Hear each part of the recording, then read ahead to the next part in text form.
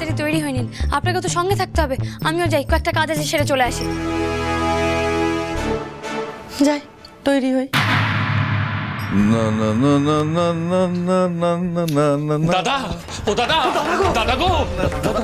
বাবা, সকালটা এবারে চটকে দিলি। বেশ একটা ফুরফুরে মেজাজ ছিল, কি হয়েছে কি? দাদা সন্ধ্যা একদম কোমর বেঁধে আজ থেকে লেগে পড়েছে বউঠানো হবে বলে। আর ছাড় তো, ওর ভাবনা ছাড়। ও কদিন চেয়ারে বসে আমি দেখবো। একে মাথায় গন্ডগোল, শিক্ষা দীক্ষা নেই, ও করবে বিচার। দুদিনে নাচন কোদন সব চলে যাবে। আর যদি না যায়? আরে গ্রামের মানুষ ওকে মানবে নাকি? কেউ মানবে না। আমাদের সুবিধে হয়েছে, বিজয়া চেয়ারটা ছেড়ে দিয়েছে। এবার সবাই আমাকে মানতে বাধ্য। বিজয়ার দাদাগিরি আমি অনেক সহ্য করেছি, এবার আমার দাদাগিরি চলবে। তেমনটা হবে বলছো তো দাদা? তোর কিছু মনে থাকে না? বিজয়া যেদিন সন্ধ্যাকে ওই চেয়ারে বসাবে বললে, সেদিন গ্রামের মানুষ স্পষ্ট তো দুভাগে ভাগ হয়ে গেল। কিছু গ্রামের মানুষ তারা তো বিজয়ার এই সিদ্ধান্ত মেনে নেয়নি। আমাদের একটু কাঠখড় পোড়াতে হবে। যারা বিজয়ের সিদ্ধান্ত মেনে নেয়নি তাদের সন্ধ্যার বিরুদ্ধে, বিজয়ের বিরুদ্ধে ওস্কাতে হবে, তাহলেই খেলা শেষ। ঠিক বলেছো দাদা। বৌদিমা নিজেই নিজের ক্ষমতা শেষ করার জন্য একেবারে উঠে পড়ে লেগেছে। আগুন তো লেগে গেছে, এবার আমরা হাওয়া দেবো। হাওয়া দিয়ে আগুনকে দাবানওয়ালা বানাবো। হ্যাঁ, যত তাড়াতাড়ি সম্ভব। আচ্ছা তাই নাকি?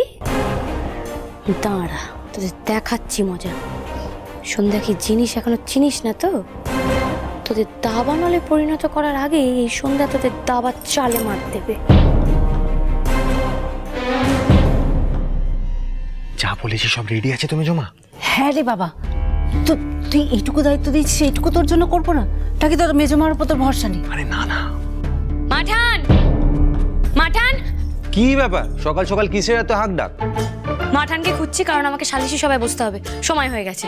আচ্ছা বেশ, কিন্তু না খেতে তো কাজেও বসা যাবে না, কারণ এখন খাবার সময় হয়ে গেছে। এই শুনুন, আমি কখন খাবো না খাবো সেই সব সময় নিয়ে আপনাকে না একদম ভাবতে হবে না। আপনাকে নিয়ে ভাবছি কে বলবে? আমি তো অন্য কারোর ব্যাপারে ভাবছি। অন্য কারোর কথা মানে?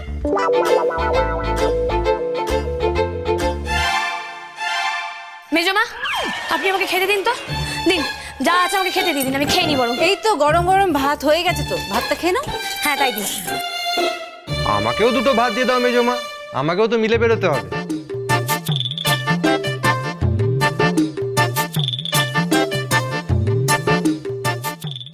তোরা হলো কি নীল? না মানে তুই তো জল খাবারে ভাত খাস না কোনোদিন? ওই আজকে একটু খেতে ইচ্ছে করলো তাই। হ্যাঁ বুঝলেন মাঠান, কারোর কারোর না ওই চোখের খিদে হয়, আবার কারোর কারোর পেটের খিদে হয়, আর আপনার ছেলের হচ্ছে কানের খিদে। শুনেছে আমি ভাত খাবো তাই খেতে বসে গেছে। চুপ, খাবার সময় কথা বলতে নেই।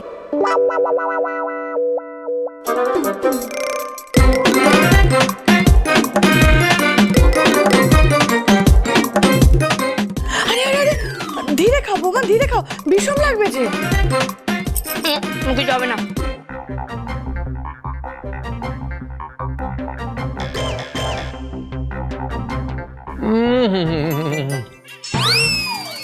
কি সুন্দর বড়া! এই ওটা কিসের বড়া খাচ্ছেন আপনি আমাকে না দিয়ে? ও মেজমা, আমাকে দেননি তো? ও বাবা, ওটা তো আর নেই, ওটা তো শুধু নীলের জন্যই বানানো হয়েছিল। তুমি খাবে তো আমি জানতাম না।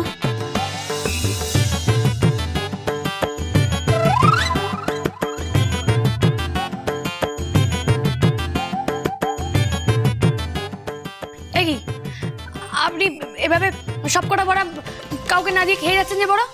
আর সব তো আপনার আপাতত ইচ্ছা করে নিয়েছেন না? দিন ওখান থেকে আমাকে একটা। না না না, দেওয়া যাবে না, দেবো না। দিন বলছি। আচ্ছা ঠিক আছে।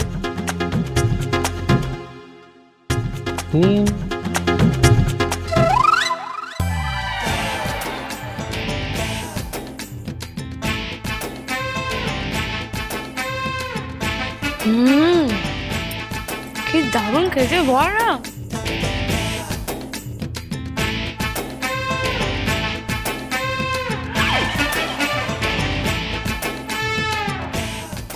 হাসছেন কেন? আমি চেয়ে খেলাম বলে?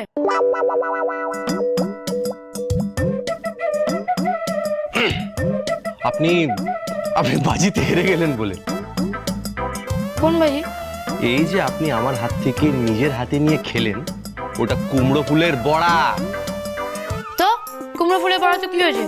কুমড়ো ফুলের বড়া খাওয়া কি অপরাধ নাকি?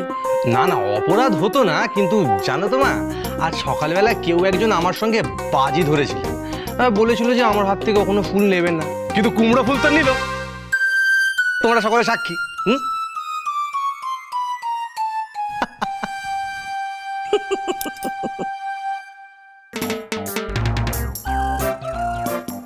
এ বাড়িতে সব করে ঠক, সব করে জোচ্চোর, সবাই খালি বোকা বানায়।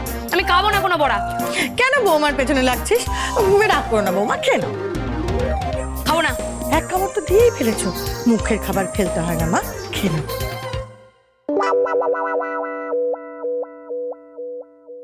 কি বলছিস? খাবো?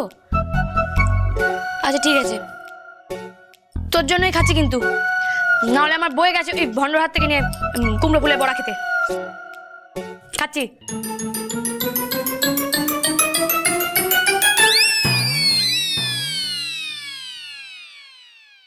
তুমি চিন্তা করো না মা, এইভাবেই এক এক করে সব বাজি যেতে আমি ওনার মন জিতে নেব, আর উনি আমাকে ওনার বাচ্চার বাবা বলেও মেনে নেবেন। এটা আমার তোমার সঙ্গে বাজি রইল। জানো দিদি, ও জানো দিদি, বলছি অনেক দেরি হয়ে গেছে, আর দেরি করা যাবে না।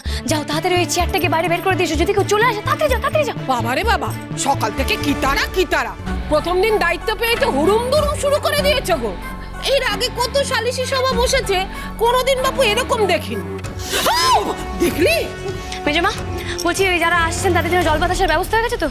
সব কিছু তৈরি নতুন বৌঠান, আপনাকে এসব নিয়ে একদম ভাবতে হবে না। হ্যাঁ, আপনি আর কি করছেন আমার সাথে, আমি বেশ বুঝতে পারছি। আর আমার বলে এদিকে পেটের ভেতরটা কেমন যেন একটা গুড় করছে। এত বছর ধরে মাঠান সব কিছু সামলে এসেছেন, দেখে এসেছেন, উনি তো আজ পর্যন্ত ওনার কাজে কোনো ভুল করেননি। আমি সেসব আদৌ ঠিকঠাক করতে পারবো কিনা তাই তো জানি না, সেই ভয়ে তো আমার হাত পা একেবারে সেরিয়ে যাচ্ছে। এত ভয় পাওয়ার তো কিছু নেই সন্ধ্যা, আমরা সবাই জানি তুমি যা করবে সব সঠিক করবে। আর তার থেকেও বড় কথা, দিদি জানে তুমি পারবে, তাই তো দিদি তোমাকে এই দায়িত্ব দিয়েছেন। দিদির মতো তুমিও গ্রামের মানুষদের সব সমস্যার সমাধান করবে সঠিক বিচার করে। সেই আশীর্বাদই করুন, যাতে আমি সবার সমস্যা শুনে ঠিকঠাক সমাধান করতে পারি, আমি যাতে ওনাদের উপকারে লাগতে পারি। আচ্ছা বলছিলাম, যারা যারা আসবেন তাদের বসার ব্যবস্থা হয়ে গেছে তো? হ্যাঁ, আর দারোয়ানকে বলে দেওয়া আছে তো? ওদের আবার কি বলবো? না না, যদি ওনাদেরকে ঢুকতে না দেন তাই বলছিলাম আর কি। বাবা, বাড়িতে মনে হচ্ছে কি না কি একটা কাজ হচ্ছে, একেবারে জানো কত মানের কাজ। সেই সালিশি সভা বলো, বিচার বলো, সবই তো ওই মেয়েদের কুটকাচালি, বিনে মাইনের কাজ। ওর জন্য তো একটা পয়সাও পাওয়া যায় না, তার জন্য আবার এত সাজো সাজো রব উঠেছে। ওই খাওয়া শুধু কুটকাচালি হতে যাবে কেন? হ্যাঁ না মানে, হ্যাঁ অবশ্য ঠিকই আছে, যে যেমন সে তো সেরম করেই ভাবে সবকিছু, তাই না? তো সবকিছু কি টাকা পয়সা দিয়ে বিচার হয়? এই যে মাঠান এতদিন এত মানুষের এত উপকার করেছেন, সবার সব সমস্যার সমাধান করেছেন, উনিও তো কোনো টাকা নেননি, তো মানে সেটা কি কোনো ব্যাপারই নয়? আর এই যে আপনিও তো গ্রামের প্রধান, তো আপনি গ্রাম প্রধান হয়েছেন কেন? মানুষদের কাজে আসুন বলে গ্রাম প্রধান হয়েছেন। আপনি যে এই যে গ্রামের লোকেদের জন্য এত কাজ করেন, সেসব কি টাকা পয়সা পাওয়ার জন্য করেন নাকি?